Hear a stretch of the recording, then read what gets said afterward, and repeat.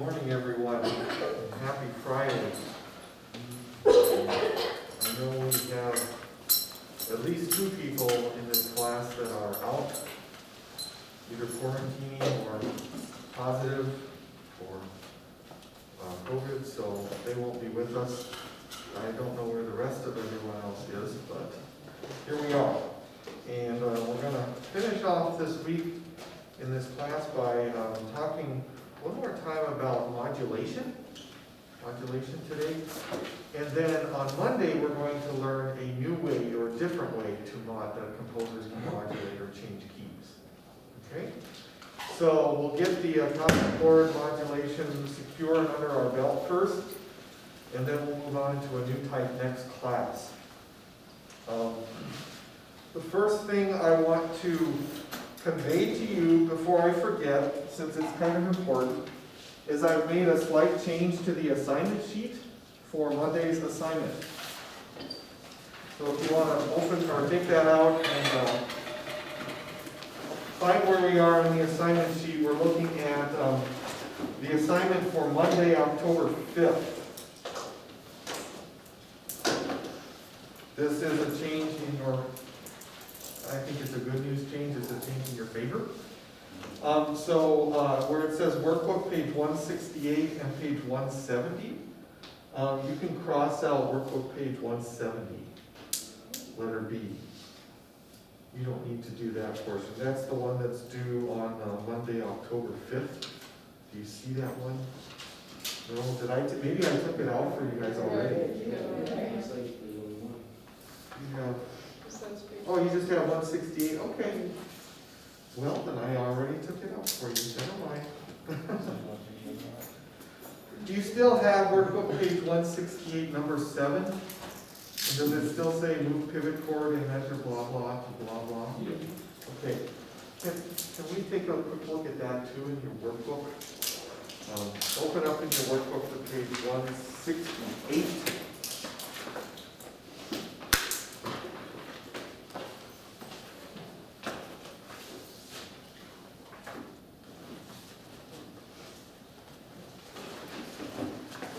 Now,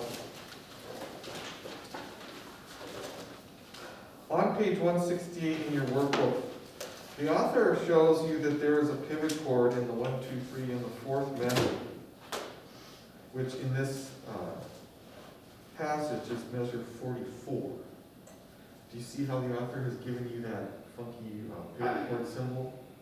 Okay. I would like you to actually move that symbol to the next measure.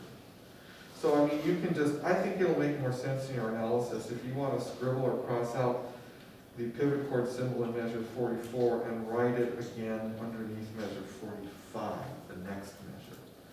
I think that will be easier and clearer for you when you analyze this Mozart piece. Okay. Now, I can see why the author has placed a pivot chord symbol under measure 44, because the chord in measure 44 is an A flat major triad, I believe. But the chord in measure 45 is also an A flat major triad.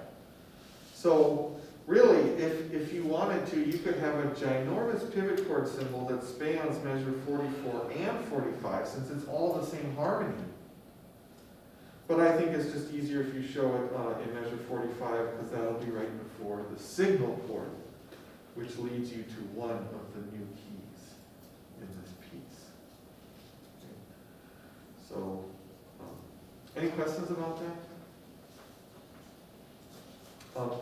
Just so you know, while you have it open there, it says the excerpt begins in A flat major and it ends in G minor, but it says that it modulates through yet another key in the process. So you're going to be dealing with 3 total keys in this homework assignment. The first one being A flat major, the middle one, which is yet to be determined by you, and then the final key will be G minor. It doesn't go back to A flat major by the end because this is just a short passage or excerpt. It's not an entire piece. But make sure you note that in the instructions that there are 3 total keys here. And I also put in my notes, and I recall, I wanted to remind you maybe make a note somewhere at the top of the page or somewhere in the margin. Be on the lookout for a important passing 6/4 chord. I want you to be on the lookout for a P, and you should have at least, you should have a P6/4 chord in your analysis by the time you're done. That's just a hint. Okay. Any questions before I move on? Try to give you some helpful hints. I'm hoping that'll make it just a little easier and a little less frustrating for you when you do the analysis. All right, so with that said, let's go on and take a look at the homework that you had for today. You had a handout, actually. And last class, I had talked about how when a secondary dominant resolves deceptively, I know these desks are not big enough by any means, are they? I mean, they might as well just give you a little, like a little, what do you call it, cafeteria tray? But anyways, I was saying that when a secondary dominant resolves deceptively, it goes to a chord whose root is a step higher. We talked about that. It goes to a chord whose root is just a step up, a step higher. We also mentioned that the third of the chord, the deceptive resolution chord, that is the chord that follows the secondary dominant, the third must be doubled, right? That's that exception to the doubling rule I made a big point to mention last class. In all your deceptive resolutions on this handout, did you make sure to double the third of the second chord? Only in the deceptive resolutions, not in the normal resolutions. Also, I wanted to point out that in your deceptive resolutions, did you make sure that T or secondary T, that secondary leading tone, always moves up by step, regardless of the voice in which it is found? That's only true for deceptive resolutions, not necessarily normal resolutions. Because in normal resolutions, T and secondary T, if it's found in an inner voice, can do what? Where can T move, or secondary T move, if it's in a normal resolution, if it's found in an inner voice? Yeah, it can be frustrated down, right? But not in deceptive resolution. In deceptive resolutions, even when it's in an inner voice, it should always go up by step. And finally, then I had mentioned that in deceptive resolutions, two of the voices should move up, two of the voices should move down. I hope you're finding that that's true as you scan or you look at your deceptive resolutions, at least the ones on the far right of that homework assignment.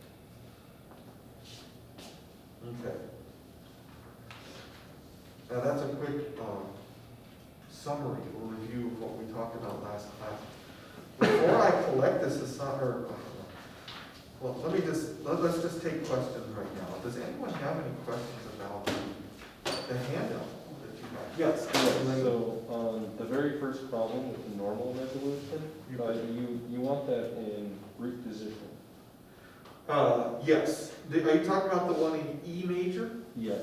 Yeah. Both chords, did I give you the Roman numerals there? Both chords should be in root position. Yes, yeah. Yes, you are correct. Yeah, because root position 5/7 or root position secondary dominant should go normally to a root position chord. So yeah, that very first measure on the handout, the one in E major there, the normal resolution, that should, both of the chords, well actually all the chords in this assignment, now that I look at it, maybe not on the back, but no, it's true on the back too. I think every single chord on this entire assignment is in root position. Yeah. Number 2 part, the deceptive resolution? Is that the one in C major at the bottom? Okay. Yes, I can do that. That's on the board here.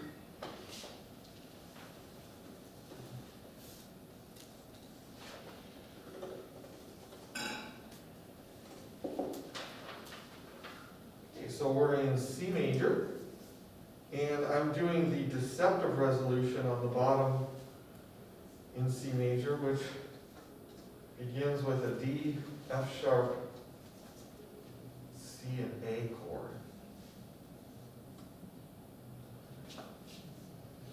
And then it goes to, it should be resolved deceptively, which we talked about. So this given chord here, what do you have for the analysis?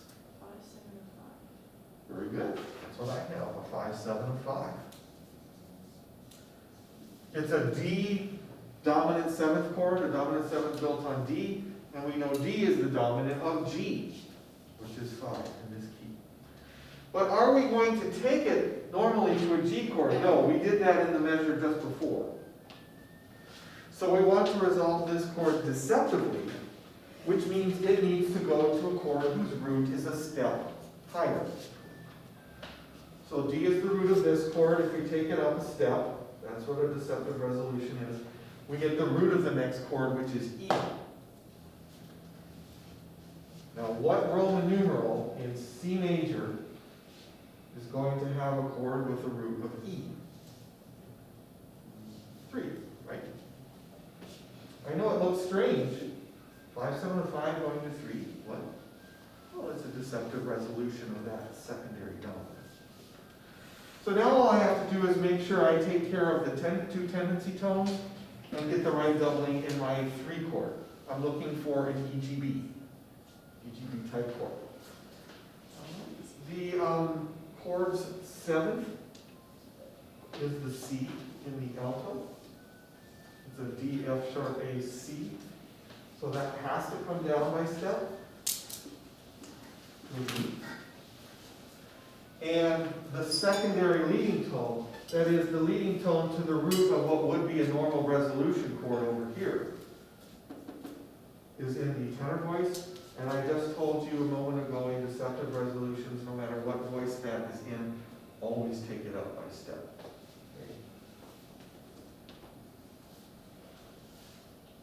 And then finally, what is the special doubling I need in this chord because it's a deceptive resolution?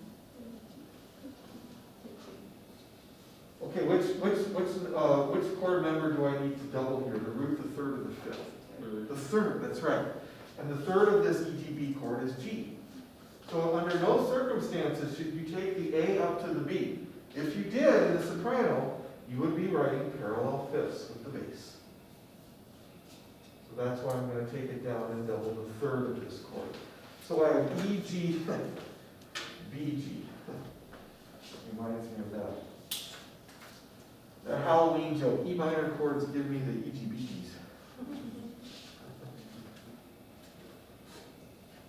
Does that make sense? Is that clear, Nicole? Yeah, I just made it major for no reason. Oh, you made the chord major? Oh, okay. Yes, ma'am. I guess about the second and the fourth on the back page. The second chord and the fourth chord? Yeah. Okay. Let me just, without writing the whole thing on the staff, the notes that we have in the second chord from the bottom up are G sharp, B, D, and then it looks like there's an F in the top voice, in the treble clef. And we're in the key of C major. Notice that this chord has a chromatic pitch to it. So it's likely going to, because this little passage doesn't change key, by the way, it stays in C the whole time. So this chord has got to be a secondary chord. We know of 2 kinds. It's either a secondary dominant or a secondary leading tone chord, which those are diminished. Can you tell me this G sharp, B, D, F, is that a dominant 7th type or is that a diminished 7th type? It's diminished. So that means it's going to be a secondary leading tone. And it happens to be in root position. Can you tell me if it's half or fully? Totally different. It's fully diminished. That's right. When we look at a chromatic chord that is a secondary leading tone, we know it's a secondary leading tone chord.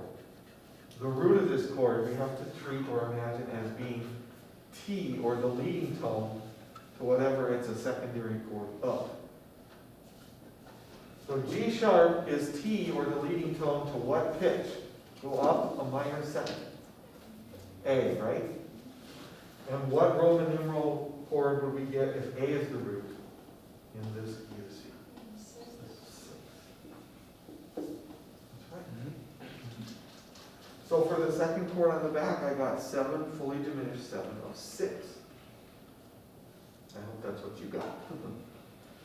Then the fourth chord, if I copy the notes, I think, yeah, I said this, they're all in root position. This one turns out to be E, G sharp, B, and there's a D in the top voice.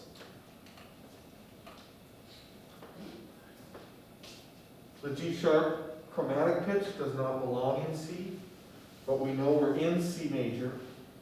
Therefore, we have to analyze it as a chromatic chord or a secondary chord. Now, unlike this one, what type of seventh chord is this? It's a dominant seventh, like a major minor seventh. So that means the chord has to be one of these. And again, go to the root. But since we're saying this is we're assuming this is a secondary dominant, that means E is the dominant of what pitch? Or E is a fifth above what note? A again, right? And A is what Roman numeral in the key of C?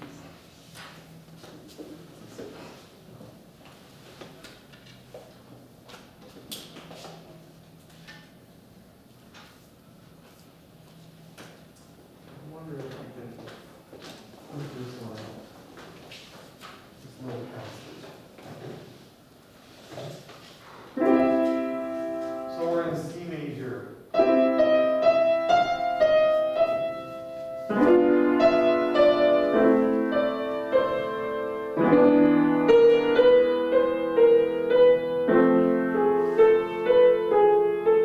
Kind of nice sound. I like it.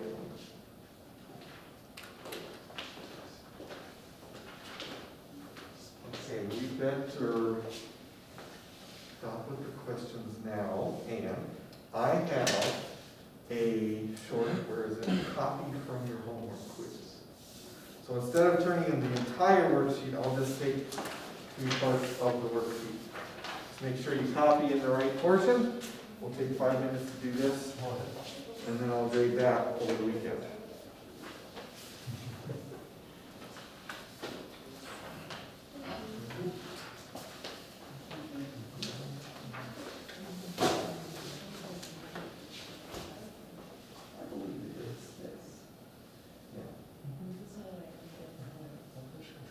Yeah, the only other thing you can do would be sort of frustrated now. But I don't have it for instead of having on the one that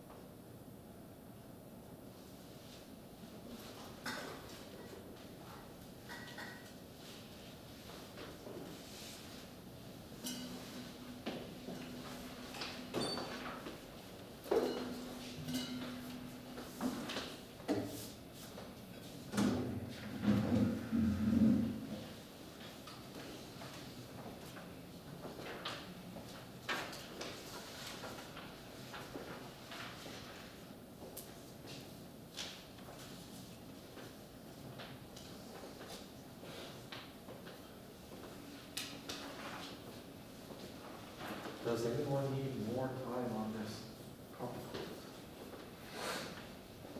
quiz? Very well, I'll come around and pick these up. Let's go around this way.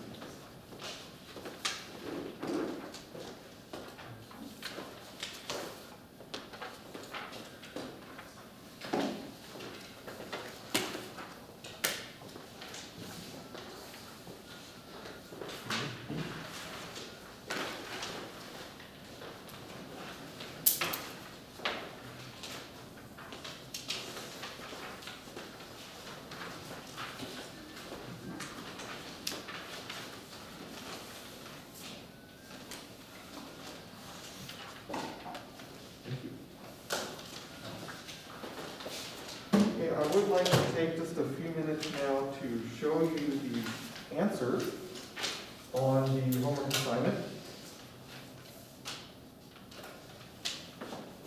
I'll try to put it up on the TV screen.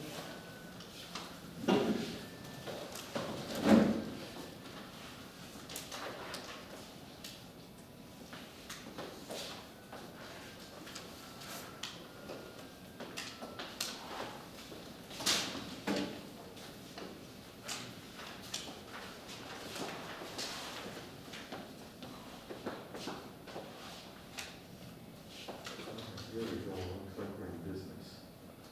This is the first section. I'm really hoping that, aside from your choice to frustrate the leading tone in an inner voice over here in the normal resolution, other than that, I really hope your part writing looks just about exactly like mine for these.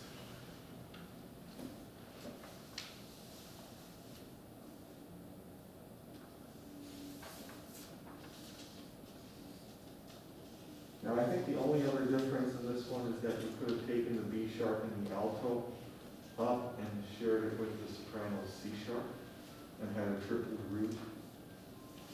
That would be fine. I decided to take mine down frustrated so I could get a complete sixth chord. C sharp, E, G sharp, and C sharp. I don't know that we talked about this set of problems at all. Again, I did a little frustrating because in the normal resolution, that is, because T is in an inner voice, secondary T, I should say. But again, the deceptive resolution should look just like mine. It really should. Otherwise, you probably have part writing problems, part writing issues. I can help you with part writing issues. If you have other like life issues and stuff, I don't know that I can be as helpful, but I can try. Any questions or comments about those two? Then we did talk about one of these. Again, I frustrated secondary T in the inner voice over in the normal resolution to end up with a complete tonic, but you don't have to. You could take the F sharp in the tenor voice, you could take it up to a G, and then have 3 Gs in that 5 chord. Triple the root again, that would be fine. But the deceptive resolution, which we get on the board, it should pretty much be just like that. And then finally, I'll turn the sheet over.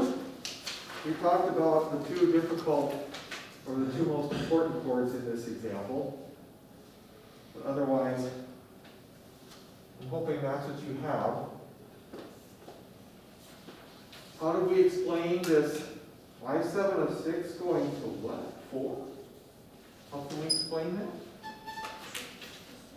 It's a deceptive resolution of the secondary dominant. Do you see how the root E of this E major minor 7 chord goes, the root goes up a step to a chord whose root is F, a step higher. So that explains not only the funky Roman numeral here, but we can explain why that is because it's a deceptive resolution, not a normal resolution of the secondary dominant.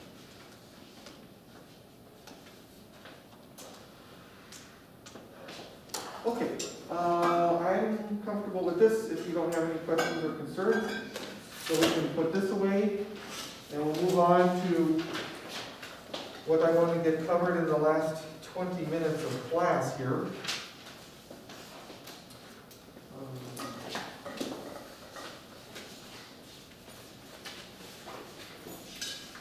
First of all, I want to make sure I get these.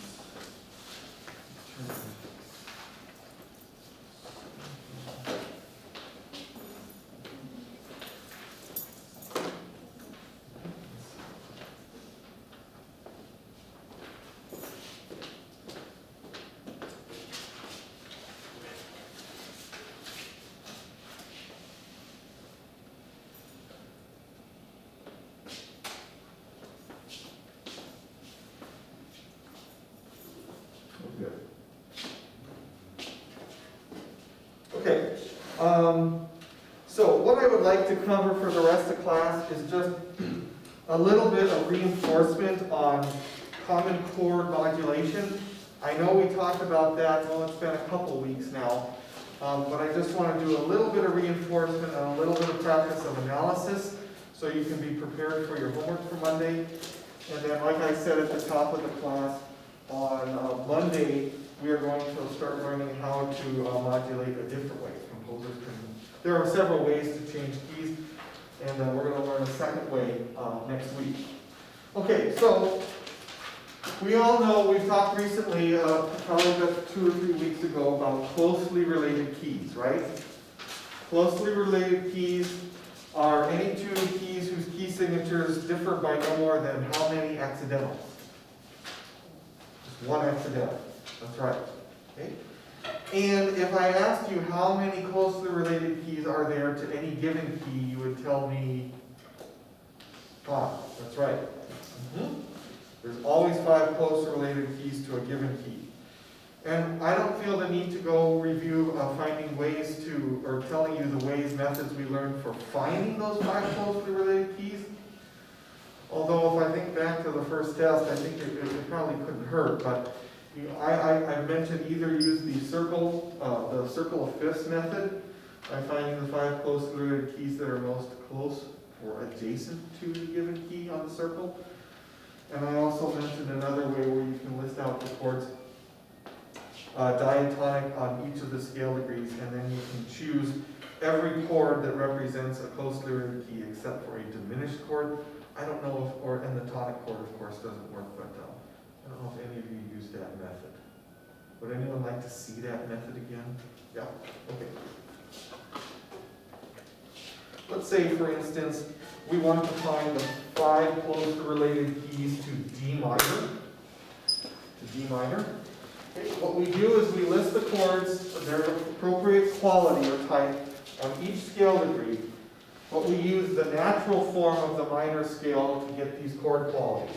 So it's going to be minor 1, it's going to be diminished 2, it's going to be major 3, minor 4, minor 5, major 6, and major 7.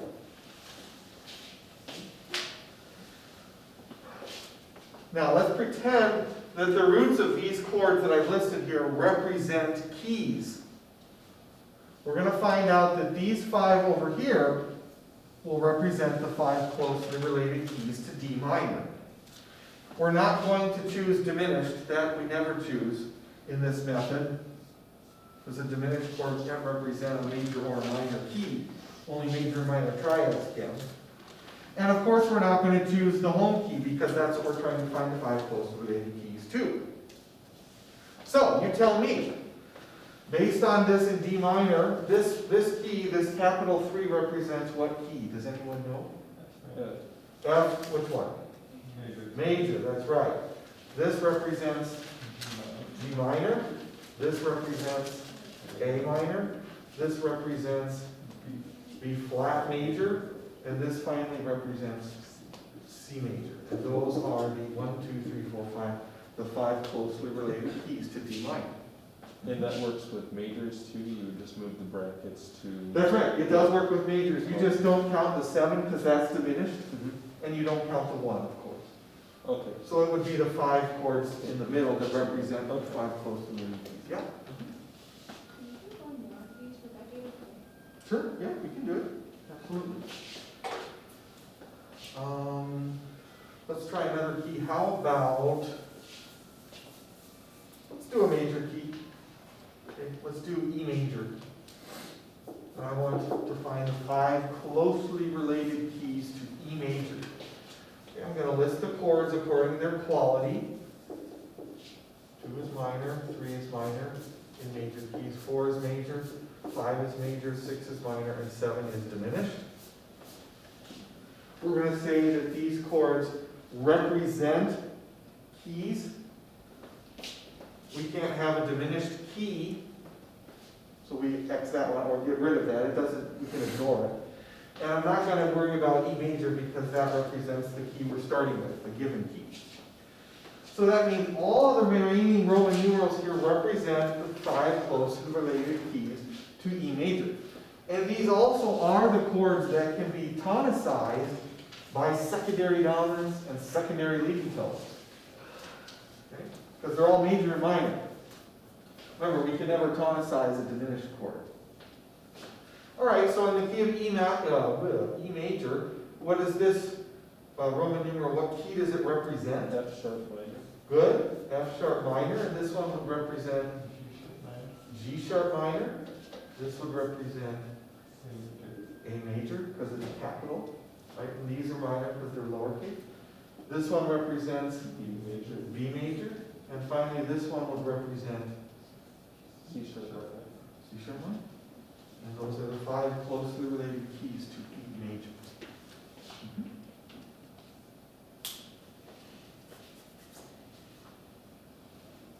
Kind of a little, it's a nifty, kind of little ingenious way to determine that. If you like to use this method, that's fine. It gets you the same answer as when you imagine or you draw a circle of fifths and you can picture E major over here.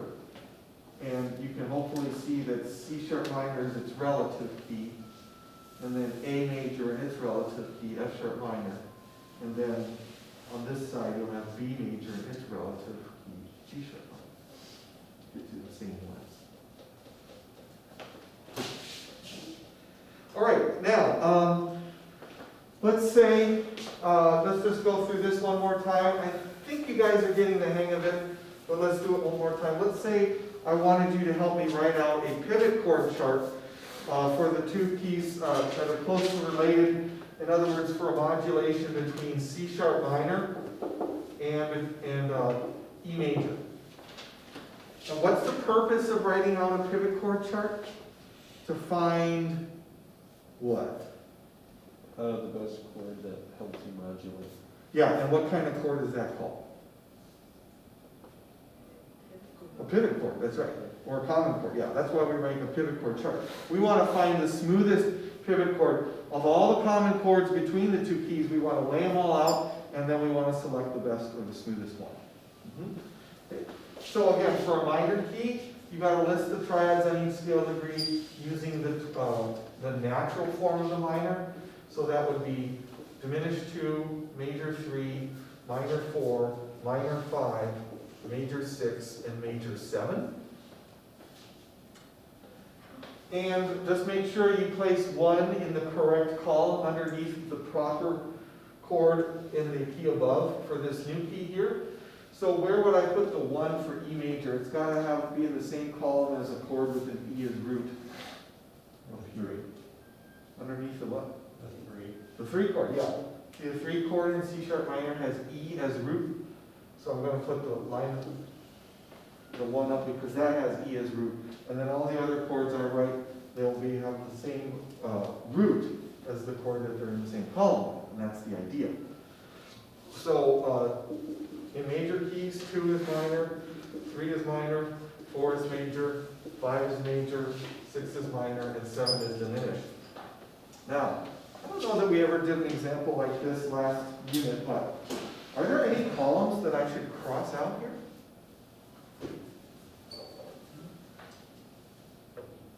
I think only the. Yeah, I actually don't see any, because the only columns I should cross out are the columns where the Roman numerals are of different type, quality.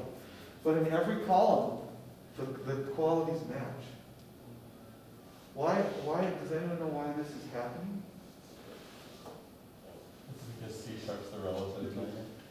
because C sharp minor and E major are relative keys. They share the same key signature.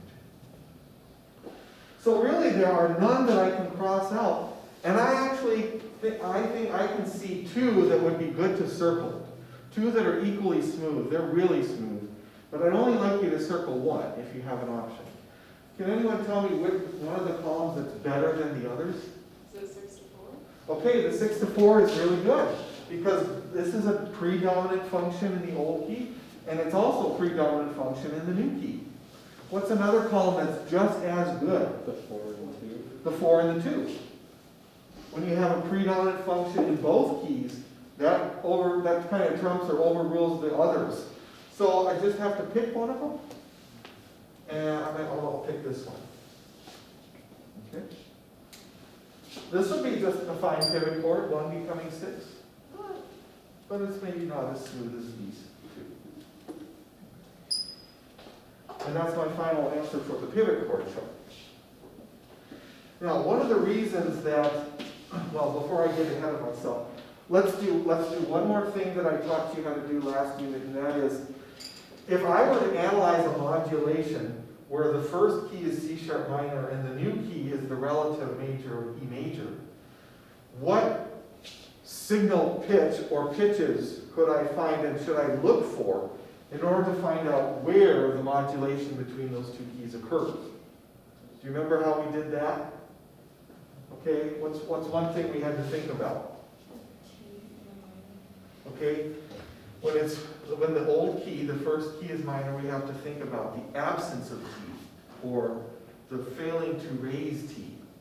So what is T in C sharp minor? B sharp. If we move to this key, T, that B will cease to be raised, and it'll become B what? B natural. Okay? So one of the signals is B natural. What are some other things I'm supposed to think about? Do I have to think about T of this key? No, because it's a major key. I can ignore that. What about the difference between the two keys' key signatures? Do I have anything there? So it looks like B natural rather than B sharp is my only signal. When I'm going between two keys that are relative, I'm only going to get one little signal. And I'm going to have to pay special attention and watch out for that. Okay, so let's do that. I picked a piece that starts in this key and goes to this key. And we don't have to look at the whole piece, we just have to look at a few measures where the modulation occurs. And so I'm going to give you a handout that has this, and this is you probably know what piece it is because it's on the TV screen. It's a relatively famous piece. Just give you the first page of the score.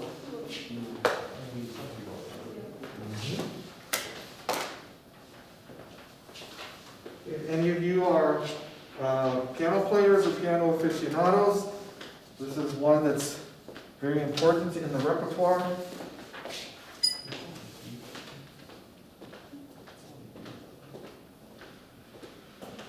Okay, first of all, I'm going to play this in a second. What is the opening key of this movement?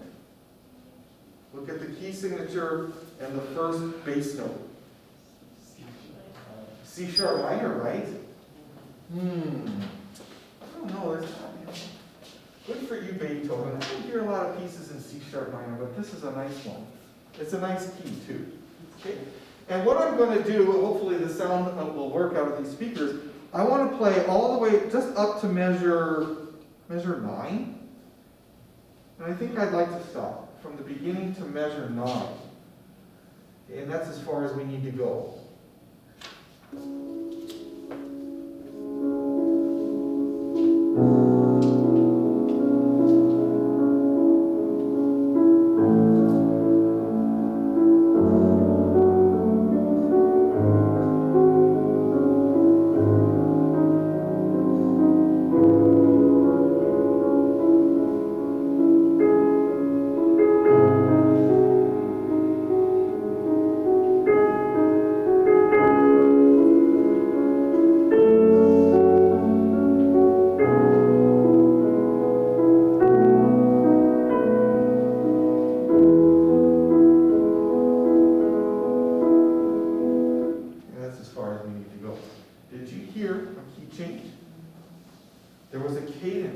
measure 9. What chord do we have in measure 9, which will also tell us the new key by the time we get to measure 9? Do you know? E major. That's right. Dun-dun-dun. The relative major key. How on earth does Beethoven slip so subtly and gently from C minor, C sharp minor, how does he get to E major by measure 9? Well, let's look for the only signal that we have, which is what? B natural. If you start at the beginning, well, especially in the second system, like measure 4, I see B sharps. Measure 6, I still see B sharps. Those are in the left hand, you see? So we have not modulated yet. Where's the first place, though, after measure 6, that you see a B natural appear? Measure 8. That's the signal. Not only do I see it in the left hand, doubled in octaves, I also see a B natural in one of the inner voices in those inner triplets. Okay? So what is that chord called when we're analyzing a pivot chord modulation? The signal chord, because it contains the signal. Is that the pivot chord? No. Okay. But the signal chord is the first chord in the new key, entirely in the new key. So go ahead and take your pencils, and by measure 8, I want you to put down right at the beginning there, you're in E major. In E major, show the key there, E major. And how would you analyze the chord in measure, it's just one chord for the whole bar. How would you, oh no, I'm sorry, it's not, it's 2 chords for the whole bar. 2 chords in the bar. How would you analyze measures 1, or beats 1 and 2? In E major. Oh, what I did with my, oh, here it is.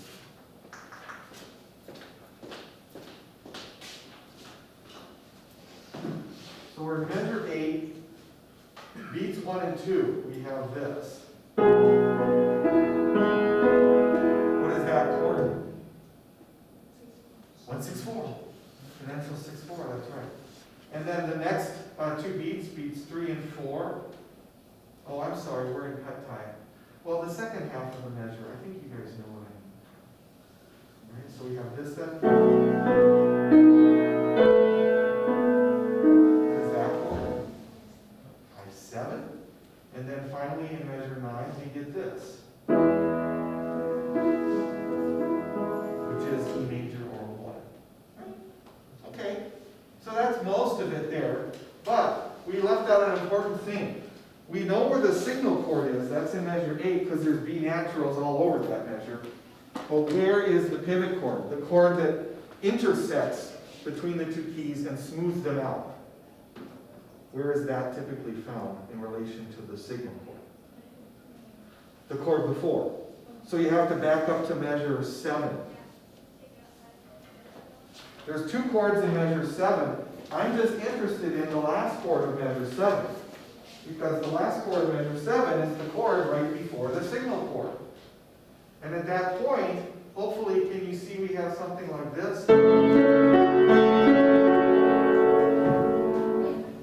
And I'm hoping that that is a chord that fits both in the old key of C sharp minor and the new key of E major. What type of chord do we have there? Give me, like, what's the root in the type of F what? F sharp. It's an F sharp minor triad, isn't it? Okay. How does F sharp minor fit in C sharp minor? How does F sharp minor fit in the new key of E major?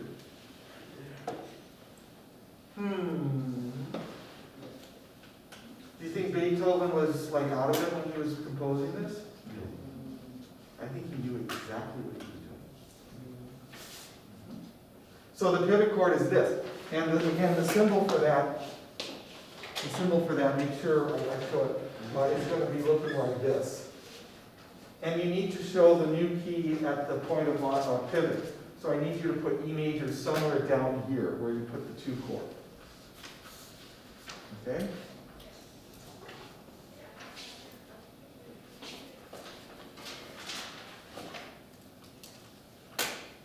Any questions about that?